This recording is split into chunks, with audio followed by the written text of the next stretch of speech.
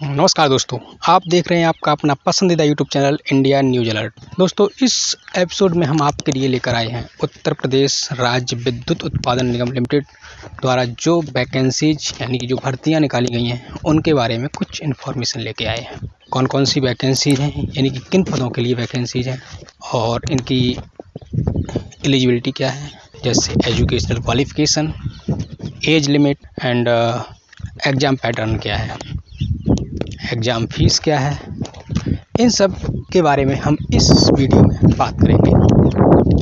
तो हम देखते हैं कि जो उत्तर प्रदेश राज्य विद्युत उत्पादन निगम लिमिटेड ने जो वैकेंसीज निकाली हैं वो समूह खा और गा के पदों के लिए है। इसमें जो समूह खा के जो पद हैं उसमें सहायक अभियंता प्रशिक्षु और लेखा अधिकारी प्रशिक्षु, दो पद समूह खा के हैं।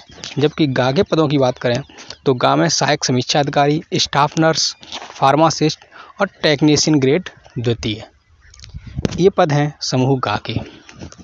कुल पदों की संख्या की बात करें तो सहायक अभियंता प्रशिक्षु E&M का जो पद है उसमें यांत्रिक के 11, विद्युत के 8, इलेक्ट्रॉनिक्स एंड इंस्ट्रूमेंटेशन के 6 और कंप्यूटर साइंस के 3 पद हैं।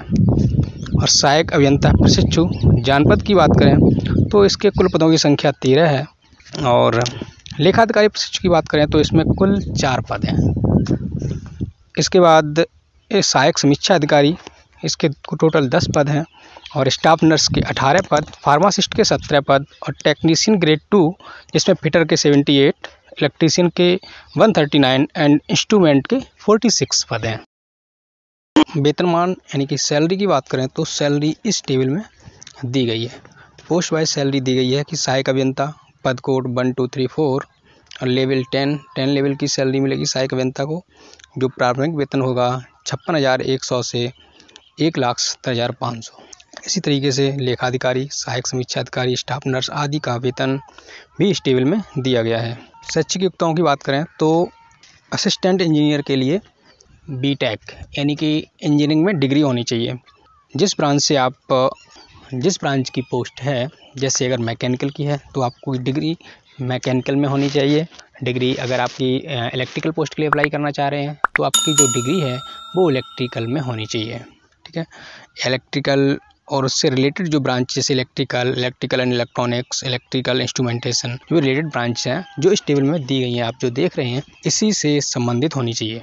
और ख़ास बात इसमें ये भी है कि आपकी जो डिग्री है वो एटलीस्ट 65% मार्क्स होने चाहिए। इसके बाद यहाँ पे क्या है कि आपकी जो इंजीनियरिंग की डिग्री है वो डिस्टेंस एजुकेशन से नहीं होनी चाहिए, यानी कि आपने जो बीटेक किया हो वो आपका रेगुलर मोड में हो। और इसके अलावा जो भी आपकी डिग्री है वो आपकी लास्ट डेट तक, यानी कि जिस डेट को आप अप्लाई कर रहे हो उस डेट तक आपकी डिग्री वो कंप्लीट होनी चाहिए, यानी कि आपके पास उस डेट तक आपके पास प्रोविजनल सर्टिफिकेट होना चाहिए। डिग्री या provisional degree must be completed at the time of submission of application, इस लाइन को भी ध्यान रखना है।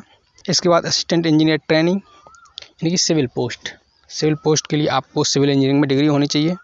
और जो 65% जो मार्क्स का क्राइटेरिया है वो सेम है, 65% मार्क्स और रेगुलर मोड में होनी चाहिए। और जिस डेट को आप अप्लाई कर रहे हैं उस डेट तक आपकी डिग्री कंप्लीट होनी चाहिए। इसके बाद बात करते हैं अकाउंट ऑफिसर पोस्ट की। अकाउंट ऑफिसर पोस्ट के लिए आप देख रहे हो इस टेबल में पूरी डिटेल्स दी गई है। जो शॉर्ट में हम आपको बताना चाहेंगे, शॉर्ट में अगर आपको बताएं तो यहाँ पे क्या है कि आपको फर्स्ट ऑफ ऑल आपको हिंदी एज ए आपका सब्जेक्ट होना चाहिए हाई स्कूल। अगर आप यूपी में जॉब करने जा रहे हैं तो हिंदी कंपलसरी है और हिंदी आपको हाई स्कूल में होनी चाहिए। अगर आपके हाई स्कूल में हिंदी नहीं है तो आपको बाद में एक एग्ज़ाम कराया जाएगा जिसको आप विदिन 3 ईयर्स यानी कि ज्वाइनिंग के 3 साल के अंदर आपको उस एग्ज़ाम को क्लियर करना पड़ेगा। इसके अलावा post graduate degree with high second class यानी कि मिनिमम 55% में पीजी होना चाहिए। और graduate degree with first class, अगर यदि आपकी पीजी में 55% मार्क्स नहीं है, ग्रेजुएशन फर्स्ट क्लास होनी चाहिए आपकी। इसके बाद जो तीसरी है कॉस्ट अकाउंट्स और चार्टर्ड अकाउंट्स और other qualification equivalent thereto by the board और the state government duly qualified to practice as such, यानी कि आपका कॉस्ट अकाउंट या चार्टर्ड अकाउंट से आपके पास अकाउंटिंग के लिए एलिजिबिलिटी होनी चाहिए। और MBA MBA और इक्विवेलेंट। MBA और इक्विवेलेंट होना चाहिए फाइनेंस या accounts from any university recognized by government Uttar Pradesh और by all India council of technical education. चौथी क्वालिफिकेशन जो है, in addition to above candidates must have the knowledge to work on computerized system software related to accounts.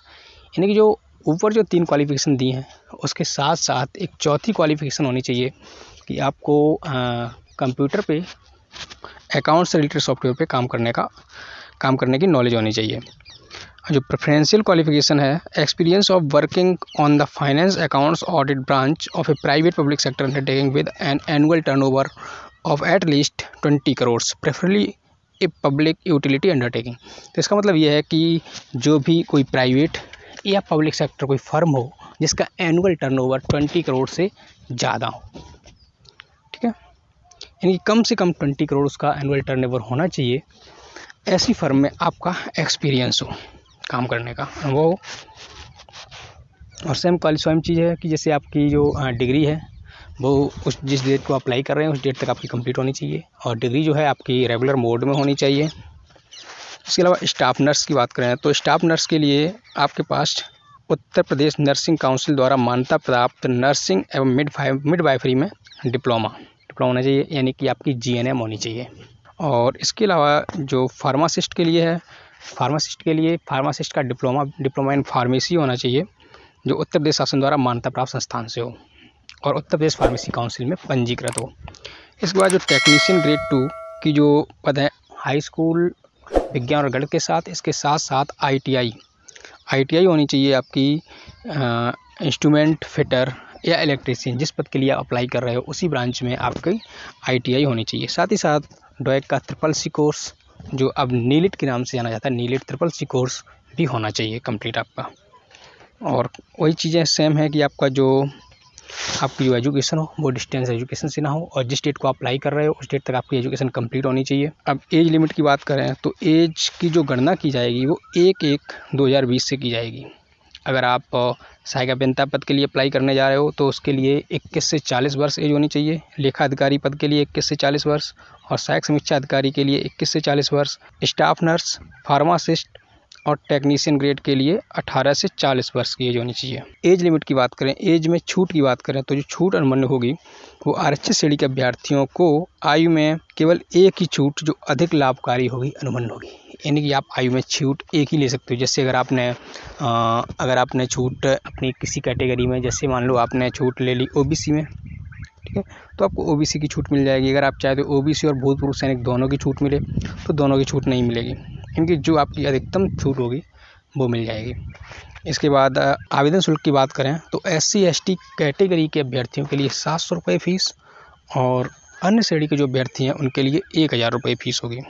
और जो fees होगी, आप fees आवेदन शुल्क नेट बैंकिंग, डेबिट कार्ड या क्रेडिट कार्ड के द्वारा आप कर सकते हो पेमेंट।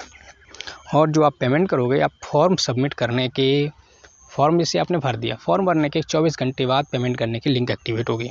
अब एग्ज़ाम की बात करते हैं। जो एग्ज़ाम होगा वो कंप्यूटर बेस्ड होगा। तो जो अभ्यर्थी एग्ज़ाम, जैसे आपने फॉर्म फिलअप किया, अब आप एग्ज़ाम देने जा रहे हैं। एग्ज़ाम देने जाते समय आपको क्या क्या लेके जाना होगा? एग्ज़ाम देते समय आपको जो विभाग एडमिट कार्ड जारी करेगा, प्रवेश जारी करेगा, वो आपको ले जाना होगा। इसके बाद आपको पासपोर्ट साइज़ की 2 फोटोग्राफ ले जानी होगी। इसके बाद कोई एक आइडेंटिटी प्रूफ, जैसे passport, driving licence, voter ID, Aadhaar card या पैन कार्ड या फ़ोटो युक्त बैंक पासबुक, इनमें से कोई भी आपको ले जाना होगा। इसके बाद यदि आप अभिलेखी परीक्षण, यानी कि अभिलेखी परीक्षण या साक्षात्कार इंटरव्यू के समय आपको आपके एजुकेशनल क्वालिफिकेशन है उससे संबंधित डॉक्यूमेंट्स, प्रोविजनल प्रमाण पत्र, अंक प्रमाण पत्र, जाति, मूल, निवास आदि, ये सभी प्रमाण पत्र ले जाने होंगे। यदि आप कहीं सरकारी या सरकारी विभाग में कार्यरत हैं तो उसका अनापत्ति प्रमाण पत्र ले जाना होगा। और इसमें वैवाहिक स्थिति के लिए दिया, ऐसे पुरुष महिला अभ्यर्थी जो एक से अधिक जीवित पति पत्नी रखते हों चयन हेतु अर्ह नहीं होंगे। ये टंकण परीक्षा सहायक समीक्षा अधिकारी पद हेतु निर्धारित हिंदी एवं अंग्रेजी विषयों में टंकण परीक्षा कंप्यूटर आधारित होगी, जो सरकारी प्रकृति की होगी। अभ्यर्थी को हिंदी एवं अंग्रेजी दोनों विषयों में टंकण परीक्षा उत्तीर्ण करना अनिवार्य है। टंकण परीक्षा में उत्तीर्ण होने हेतु हिंदी पर 20 शब्द प्रति मिनट व अंग्रेजी में 25 शब्द प्रति मिनट की टंकण गति निर्धारित है। टंकण परीक्षा जो होगी वो कृतदेव 14 या 16 में ली जाएगी। चयन प्रक्रिया की बात करें, जो चयन प्रक्रिया होगी, जो CBT कंप्यूटर बेस्ड टेस्ट होगा, कंप्यूटर बेस्ड जो टेस्ट होगा ऑब्जेक्टिव टाइप होगा, और ये 3 घंटे का होगा। कितने घंटे का होगा? 3 घंटे की अवधि होगी इसकी। और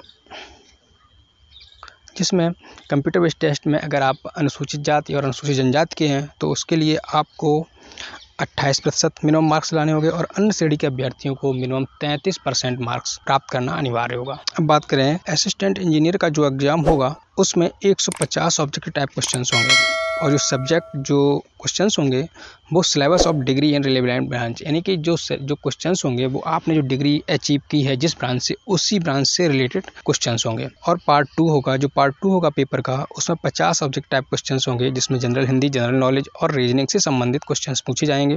प्रत्येक करेक्ट आंसर पे यदि आप करेक्ट आंसर देते हैं तो उसको 1 नंबर मिलेगा और प्रत्येक गलत आंसर पे आपको 0.25 मार्क्स काट लिए जाएंगे। और जो असिस्टेंट इंजीनियर ट्रेनिंग जो सिविल की पोस्ट है उसके लिए भी सेम प्रोसेस सेम हुई होगा। जैसे आपकी सिविल से है तो आपके सिविल से संबंधित क्वेश्चंस पूछे जाएंगे। और जो सेकंड पार्ट होगा, सेकंड पार्ट में 50 objective type questions general Hindi, general knowledge और रीजनिंग से संबंधित होंगे। अकाउंट ऑफिसर के लिए अकाउंट से रिलेटेड क्वेश्चंस पूछे जाएंगे। ठीक है, 150 क्वेश्चंस होंगे जो अकाउंट से रिलेटेड, जैसे MBA, फाइनेंस, कॉस्ट अकाउंट्स और चार्टर्ड अकाउंट्स सब्जेक्ट से रिलेटेड क्वेश्चंस पूछे जाएंगे आपके।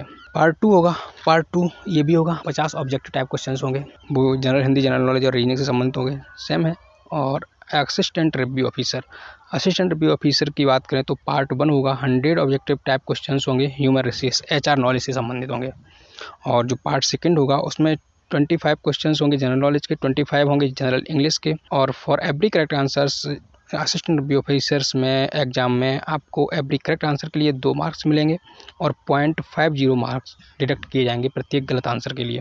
और इसमें पार्ट 3 भी होगा, there shall be given 3 topics for essay, यानी कि आपको एक निबंध भी दिया जाएगा, वो जो हिंदी और इंग्लिश में होगा। 3 टॉपिक्स पे 3 टॉपिक्स फॉर ऐसे, यानी कि 3 टॉपिक्स निबंध के लिए दिए जाएंगे। और out of which only 1 has to be chosen, यानी कि 3 में से कोई एक टॉपिक पे आपको निबंध लिखना होगा हिंदी और इंग्लिश में 250 वर्ड्स। ठीक है, मैक्सिमम मार्क्स 50 दिए जाएंगे हिंदी ऐसे के लिए और इंग्लिश मार्क्स से भी मैक्सिमम मार्क्स 50 होंगे, हिंदी और इंग्लिश ऐसे के लिए भी मैक्सिमम मार्क्स 50 होंगे। और इसका जो स्टाफ नर्स का एग्जाम होगा, स्टाफ नर्स के एग्जाम में आपको 150 क्वेश्चन होंगे, जो सिलेबस आपने GNM में पढ़ा हुआ है उसी से रिलेटेड क्वेश्चन होंगे। और पार्ट 2 50 मार्क्स का होगा, इसमें जनरल हिंदी, जनरल नॉलेज और रीजनिंग से संबंधित क्वेश्चन होंगे। सही आंसर के लिए आपको 1 नंबर दिया जाएगा और प्रत्येक गलत के लिए 0.25 मार्क्स डिडक्ट किए जाएंगे। वही फार्मासिस्ट की बात करें तो फार्मासिस्ट के लिए डिप्लोमा इन फार्मेसी में जो आपने जो पढ़ा हुआ है उसी से रिलेटेड क्वेश्चंस होंगे 150। और सेकंड पार्ट होगा जनरल हिंदी, जनरल नॉलेज और रीजनिंग से संबंधित क्वेश्चंस होंगे।